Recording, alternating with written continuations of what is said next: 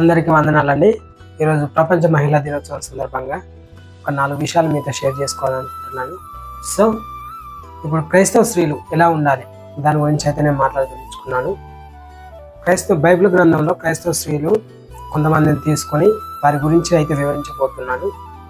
సారా వలె భర్తను గౌరవించాలి, లేయ వలె ఓర్పును కలిగి ఉండాలి, హెబ్రీ స్త్రీల వలె ఆత్మీయతలో చురుకుతనం కలిగి ఉండాలి, అలాగే దెబోరా వలె కుటుంబంలో సంఘంలో తల్లి వలె ఉండాలి, రూతు వలె అత్తను హత్తుకుని ఉండాలి, హన్నా వలె ప్రార్థనలో పట్టుదల కలిగి ఉండాలి, ఎస్తేరు వలె అందరి దయను సంపాదించుకోవాలి, ఎలిజబెత్ వలె అన్ని విషయాలలో భర్తతో కలిసి నడవాలి, మరియా వలె ప్రభు పాదాల యుద్ధ నేర్చుకోవాలి, అక్సా వలె భర్త లాభాభివృద్ధికి తోడ్పాటు కలిగి ఉండాలి, అలాగే యావేలు వలె ధైర్యం కలిగి ఉండాలి. అయితే మీరు వీరి వలె ఉన్నారో లేదో పరీక్షించుకునగలరు.